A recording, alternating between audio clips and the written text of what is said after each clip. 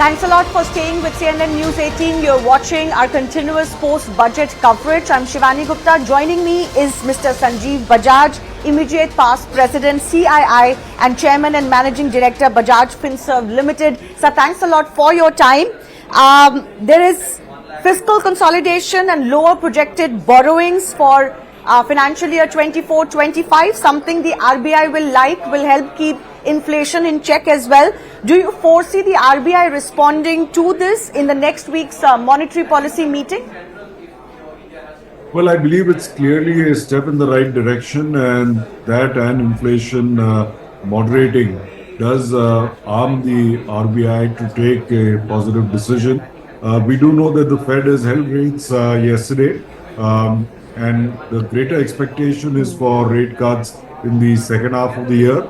So yes, I don't have a crystal ball, but it'll be interesting to see whether RBI gets more proactive or stays a little bit more conservative and waits maybe for another cycle. Right. Overall, the government has reiterated its commitment to fiscal, to lowering fiscal deficit. 5.8 revised, and the estimates to be 5.1 with a longer outlook to lower than 4.5. Your thoughts on that, along with doing everything that the government needs to do, including in this interim budget, increasing capex by 11.1%. How did you see the overall policy for the government?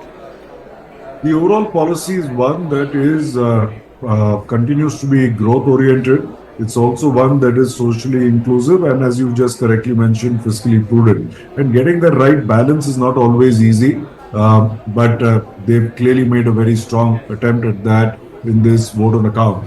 Now, we do know that we are still living in a situation with significant external uncertainties, and India is that one bright spot. But we've still not seen private sector capex come up as high as it should, because again, the uncertainty ends up driving a certain amount of conservatism, and that's where the government continues to step in. That's positive. At the same time, aiming for a lower fiscal deficit in line with what the FM had set out a few years ago is very important, because India needs to get onto a stronger sovereign rating. As that happens, our overall cost of funds will come down.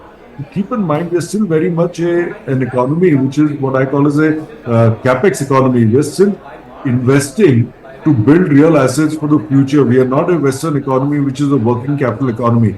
And as a result, we need to drive our interest rates down. A better sovereign rating helps all companies, and that can be a shot in the arm in coming years.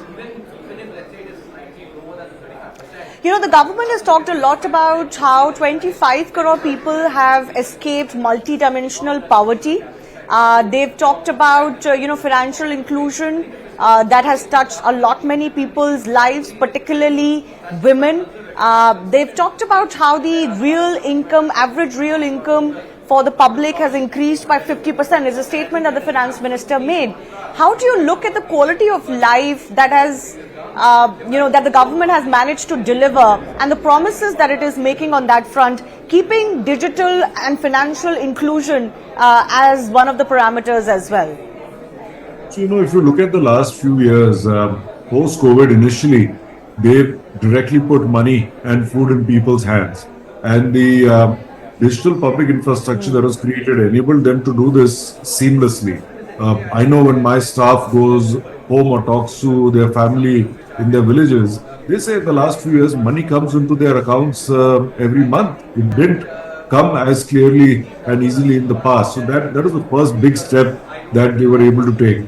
Thereafter, if you see the number of measures that the government has taken with self-help groups for women, with ensuring improvement in quality of education on the ground, which, as we know, is also a state subject. So it is something that the states also have to align with, and a number of progressive states have done that. You overall improved the quality of education, also healthcare.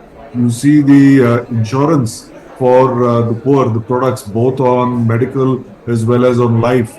That has provided them with greater security. So there are a number of clear steps that the government is taking. And in the last 3 or 4 years, the massive outlay on public capex, this has a huge multiplier effect on jobs. And we are a country of the young. The one thing that we need year after year is more and more jobs. And to me, it's important to get a combination of these things happening year on year. Can I get a final quick response, sir? This is in many ways the government also outlining what it has done in the last 10 years. They have given their report card before the next elections. What will your report card to the Narendra Modi 10 years be? I would very clearly say there has been a very positive 10 years, a tremendous amount of progress. Look at India. On the physical side, India is changing in the last 10 years, and I would say every 5 years in the last 20 years, actually. This is a different, progressive India. Second, they picked up on the digital public infrastructure. Other had started before them, but they saw the merit in it, and the speed at which they've expanded the entire digital public infrastructure has been tremendous. So to me, these are big positives. We are still a country where we have hundreds of millions of people below the poverty line, and it's our collective responsibility to see that a significant part of what we're doing, the benefits of that are trickling down to them as well. I think this is where the entire social consciousness of the government and the country comes together as well. So I would say overall we've had a very strong 10 years.